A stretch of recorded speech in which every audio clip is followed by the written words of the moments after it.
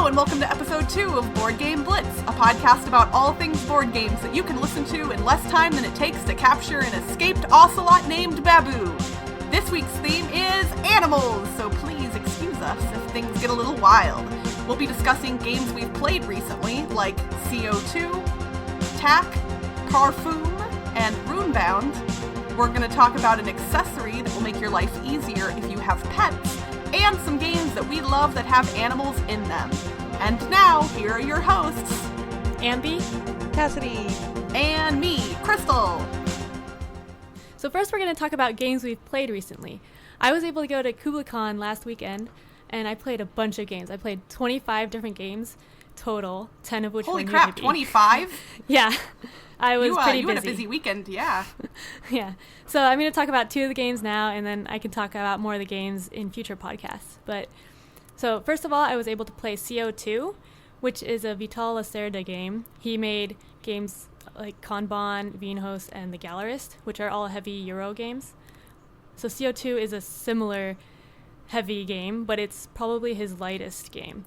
And the game is a semi-cooperative competitive game where everyone's trying to make green power plants and make a profit off of it, but we also have to work together to make sure that the world doesn't die from CO2 levels. And in CO2, you're building factories, and it takes 3 steps to build a factory. And each turn, you can only do one of the steps. So in order to save the world, you have to work together. But in order to make a profit, you only get points for actually completing the factory. So for the last step. And so there's a mix, but there's a balance between trying to get money and also trying not to have everyone lose. So that was pretty fun. That definitely sounds interesting. Yeah.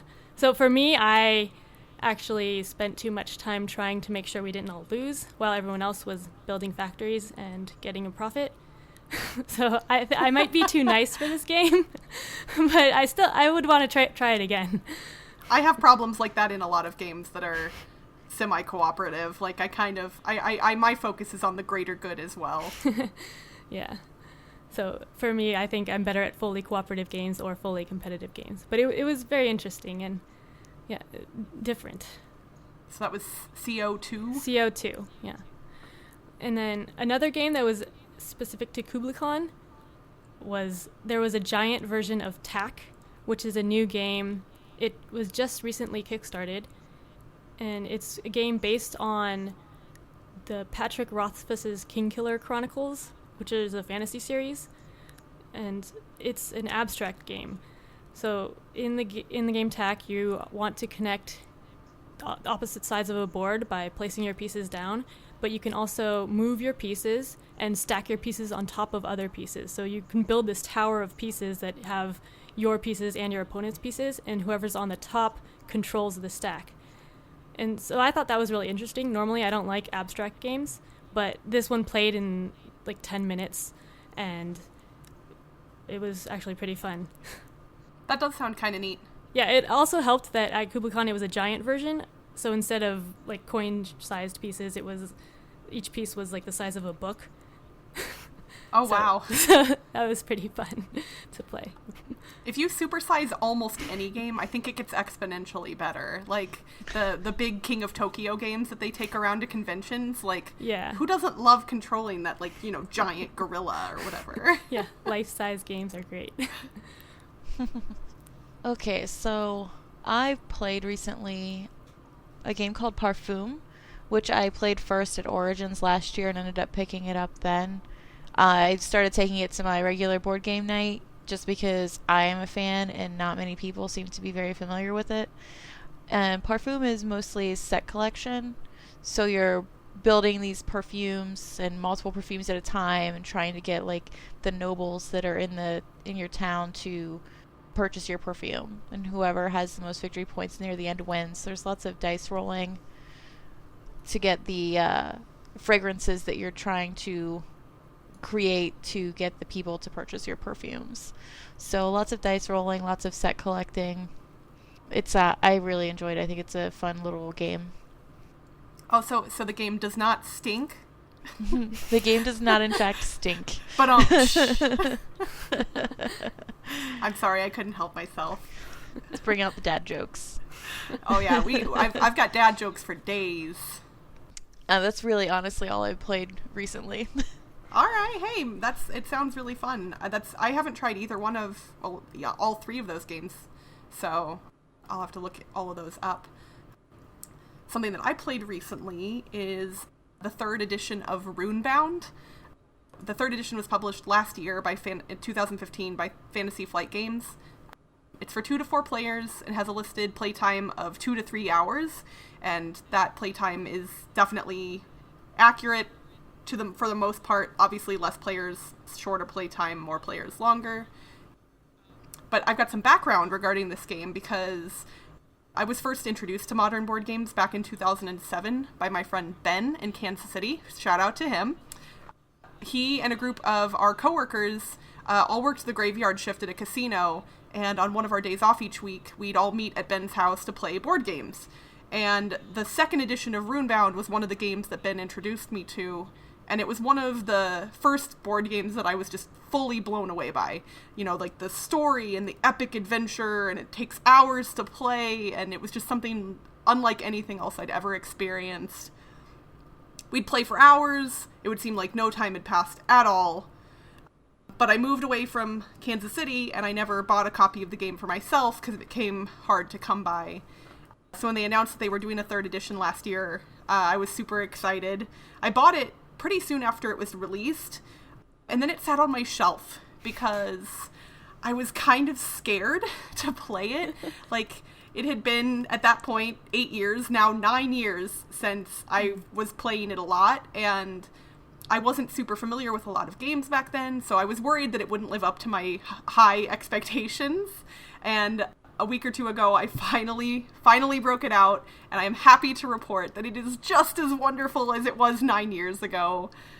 For those who aren't familiar with Runebound, it's an epic fantasy adventure game where players are controlling characters who they have to explore the map, go on quests, collect items, and fight bad guys, all in an effort to make their character powerful enough to be able to take on the specific scenario's final boss. And the new edition of the game actually utilizes a very unique combat system that, rather than being dice-based, is token-based. You flip these tokens onto the board based on what equipment you have, and then you spend those tokens one at a time in combat. So it's more strategic than just plain old dice rolling, and I was kind of weirded out by it at first and ended up really liking it. So I could talk forever about this game. I love it so much. I have no idea exactly why. I can't explain in any succinct fashion why this game is so good for me. It just scratches the right part of my brain.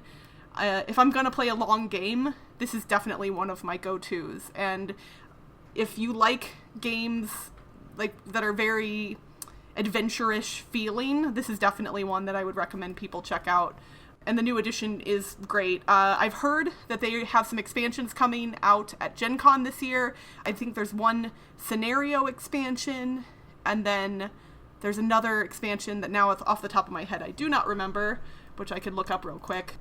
But, somebody 2 hours ago was posting in a thread that says 2 more expansions announced. So there's definitely, and that was one of the downsides to the new edition, is Runebound 2nd edition had a lot of expansions. So I think people were kind of hesitant to get the third edition because there's less content. And I will admit that the 2 scenarios that come in the box will not last you forever. They're not one-time things, but this is the type of game where you want to experience new stuff every now and then. So I will be picking up the expansions for sure.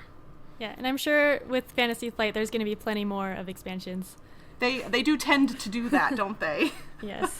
There are even, it's funny because people were speculating about that. I looked in the rule book in a couple different areas. In the base game, it's already talking about blah, blah, blah, in future expansions, this and that. So they knew from the get-go that that's what they were going to do with this, which makes me happy. So that's Runebound 3rd edition. Nice.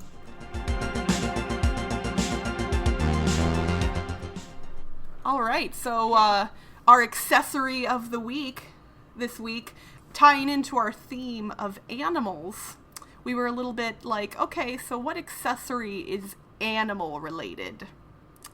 And we all kind of hemmed and hawed a little bit.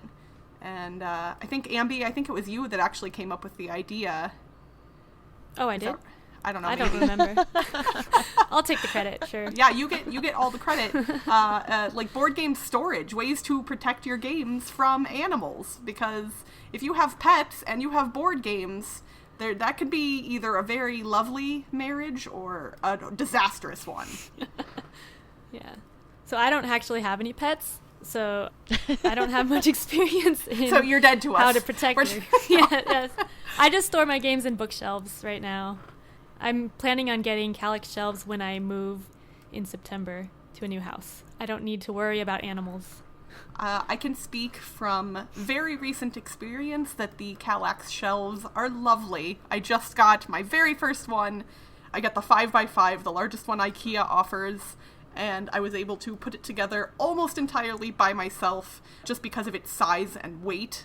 I had to utilize my husband a couple different times to shove some of the things together. But it was very simple to put together and looks great. And yeah, it's got my board games off the floor, which is a plus. Cassadi, I know you have a dog. Do you do anything in particular to protect your games from Boomer? Not really. I have my board games on a crazy giant wire shelving unit that I got at Lowe's. For the longest time, I kept the office door shut so he wouldn't come in because he did like to chew on boxes. And I found this out because I borrowed a copy of Mage Wars from a friend of mine, and Boomer chewed up the box and the rule book. Oh my gosh. And of course, he goes straight for the borrowed game, not one of your games. Right. So I have actually been pretty lucky in the fact that none of my games have really been damaged by the animals. Though as many people with cats are familiar, they will sit in any open box they find. If they fits, they sits. Absolutely. Even if they don't fit, they sits. I know that obviously shelving units are an easy go-to, and that's a great way to display games as well as protect them. I have some friends that keep their games in plastic tubs. I think especially if you live maybe in a more humid climate, keeping the games sealed up is also potentially helpful, not just from pets, but from the elements. If you're going to be transporting your game in your car or anything like that. So yeah, like responsible board game owners, you got to keep that stuff away from the pets. I had a friend over playing Descent, the first edition of Descent, a year or two ago, and he had the box sitting on the floor with all the pieces that we weren't using in the game. Oh, no. And we were playing Descent, which takes a while, and we were focused on the game. And then I look over, and one of my dogs had taken like 2 or 3 of the room tiles out of the box and eaten like half of each one. I don't know if like the dog was trying to find the right one to eat. And I felt really bad. Luckily, because Descent is so modular and you almost never use all of the pieces at once, my friend James kindly was not upset, did not ask for replacements or anything, even though I offered. But yeah, don't put your board games on the floor if you have dogs that like to chew up paper products. Yes. No bueno.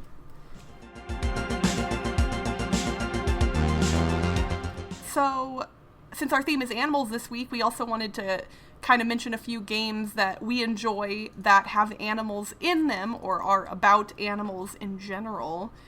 What games do you ladies like that have a little bit of the wild side in them? I like Cheeky Monkey. It is a 2007 game and it has multiple versions. I think the version now actually comes in a bag that is shaped like a monkey, a little stuffed animal monkey. But it is a press your luck game.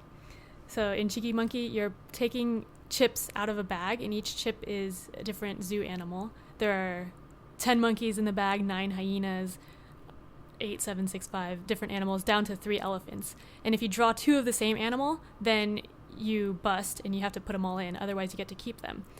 And also, if you draw a monkey, you can trade it with someone else's chip, and they make a stack of chips after they keep their chips. And then, so if you draw a monkey, you get to trade it with them. And then when you draw the same animal that's on the top of their stack, you get all of the animals that are matching. So you're trying to get the most animals. And if you keep drawing too much, then you'll probably draw 2 of the same animal and get nothing. So it's just a quick filler, press your luck game. And that's Cheeky Monkey. It's really fun. I've never even heard of that one. I'll have to check it out. Me either. Yeah.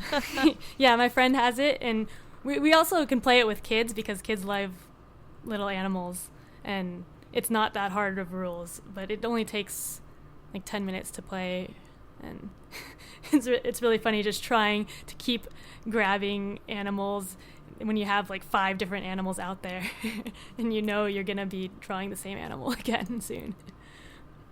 That's pretty cool. It's kind of like similar to like Incan Gold, that whole like when you're flipping over the monsters that are going to be in the cave or the dungeon or whatever it is you're in. Like if you get 2, it's a bad thing there too. Or so kind of similar in nature to that. Yeah, I haven't played Incan Gold, but I assume it's similar. It's pretty simple, very press your luck-ish. I guess it's kind of animal related because the basically everybody is an adventurer going down into this cave looking for treasure, and you either, every round, all you do is decide whether you're staying in or you're turning tail and heading back out. And the people who leave get to collect treasure that's already been revealed. So, like, if you're the only one that leaves, you get to take everything that's been revealed already. But if a whole bunch of people leave at the same time, they have to split it all up. But yeah, every round, a creature is flipped over, and it could be, like, a snake or something else. And if 2 creatures show up, then all the treasure goes away and everybody goes back out, and you don't get to keep any of the treasure you found in the cave that you didn't go out with. So Okay. it's pretty much, it's a classic game. It's kind of a standard. It's very simple to play, but a lot of fun. Yeah, a lot of those push your luck games are fun. They terrify me. They make me super anxious. Oh, so anxious. So the only animal-themed game I could even think of, or games that had an animal in it that I could think of that I have played, was Takenoko. Because seriously, who doesn't love a tiny little panda figure? Spoiler alert, everyone loves tiny pandas. So I got the expansion for that actually at Gen Con last year, which has a tiny little lady panda figure. And the tiny little panda figures make tiny little panda babies, which unfortunately are not on figures. They're just little victory points you get. So I was a little bummed. I was hoping to have tiny, tiny little baby panda figures all over the board, which didn't end up being the case. But Takenoko is a game where you're building a Zen garden, and you have to make sure the panda that lives in your garden stays fed, but while still keeping your garden beautiful. So you're controlling a gardener and the panda, and you have several actions you can take during your turn to feed the panda, to build new pieces of your garden, to water parts of your garden, and everybody has different objectives to meet throughout the game. So whoever has the most victory points at the end of the game, or at the end of Takenoko, they will be the winner, obviously. Victory points, winning. That's the thing. What? But it's a cute little game. I got to actually see the large version of it, and I really desperately wanted to buy it because it was a giant panda figure, but it was well out of my budget. Oh, the collector's edition, it's like $300 or something. Yeah, it's crazy. Yeah.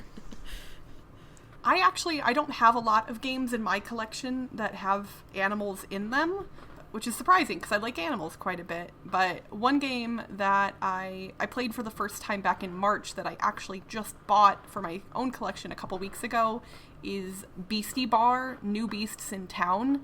It's a standalone expansion to the game Beasty Bar, which I've actually technically never played. I've only played the standalone expansion. I got to play it with the Dice Tower guys at MeepleCon here in Vegas. Both Z and Sam were playing in the game, and they were helping teach it to us.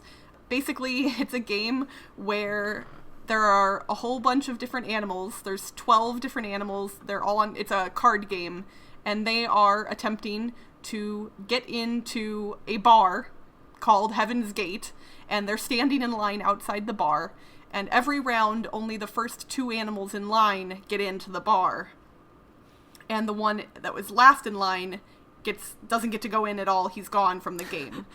And and each animal has individual powers that when they enter the line that happen, and they're all very thematic, which is kind of where the fun of the game comes in. Like when the bear comes into the line, he drags the animals with the lowest value, numerical value, out of the line. So those 2 go to the back of the line behind him. The llama is my favorite because when it enters the line, it has a recurring power that occurs every round. It spits at the animal right in front of it and disgusts it so much that it goes behind the llama. So every round, the llama moves up 1 place in the line. Wow. And there's 12 different animals. They all have a different power. Everybody has a deck of their own cards with each animal in them. So, but you draw only a certain number at a time. So you don't always have all of the animals available to you to play. So there's definitely some strategy in choosing like which ones you're going to play, which ones you're going to use. I've heard that the original Beasty bar, the powers were a little simpler, so it was a little more accessible to new players or to younger players, and that this one is a little more strategic, only because you have to kind of learn all 12 powers before you start playing. That being said, for me as a average, normal, modern board gamer, it was not hard to pick up at all. I think for non-gamers or for kids, there would probably be a little bit of a learning curve there. But for a standard gaming group, I think it's pretty easy to teach, and it's a lot of fun, and it's pretty quick to play. So that is Beasty Bar, New Beasts in Town, which can be combined with the original Beasty Bar. I might actually have to pick that up and try that, because then you can mix up the powers from the different animals. Interesting. For this week's board game etymology, I'm going to discuss the origins of the word Meeple, since it's about as close to an animal mascot as we have in the hobby. While most of the words I'm going to be discussing in this segment have roots that go back hundreds and hundreds of years, Meeple was actually coined in November of 2000 when Allison Hansel fused the words my and people to describe the tiny wooden figures used in the game Carcassonne, which Cassadi talked about during our first episode. Yay. Yeah, right? We're tying it all together. The creators of Carcassonne didn't come up with the term, but they definitely latched onto it when it became popular and used the term Meeple in future printings of the rulebook. Obviously, Carcassonne has had a lot of printings because it is very popular. Other games then picked up the word, started using it as well, and the use of the word Meeple is so widespread at this point that it's even used to reference little wooden figures that aren't people, like animals and other things such as that. And that's how I tie it all back into the animals episode. Yes, Meeples are great. Oh yeah, I played something and they actually referenced the sheep as sheeple. That's pretty much adorable. I really can't remember what game it was now. There's a few games that have sheep or animal wooden creatures in them. Yes, I like playing with them. And I'm also proud to say that in a recent episode of the Dice Tower podcast, Tom Vassell was saying that people who create new podcasts shouldn't use the word Meeple in the title because it's overused right now. Yes, and I heard that. I know, we had already come up with our title at that point, and I was like, whew, all right, we're in the clear as far as Tom Vassell's concerned. Well, I don't actually know that, obviously, but we didn't use the word Meeple, so we're not one of the crowd, I suppose. Although we did use board game in the title. I mean, that's for kind of search. hard to avoid that. That's for search and Google purposes. Like, I think that one is forgivable. Because if we were just like random word blitz, then no one would ever be able to find us. True. We have to give some people something to go off of. And that's it for this week's Board Game Blitz. Visit our website, www.boardgameblitz.com, to get links to all our social media pages, including our Facebook, Twitter, and Board Game Geek Guild. Have suggestions for the show or want to yell at us about something ridiculous we said? Shoot us an email at boardgameblitz@gmail.com. Until next time, don't listen to counterfeits, just stick with the Blitz. We're just going to keep making up ridiculous taglines until something brilliant occurs, so bye everyone. Bye!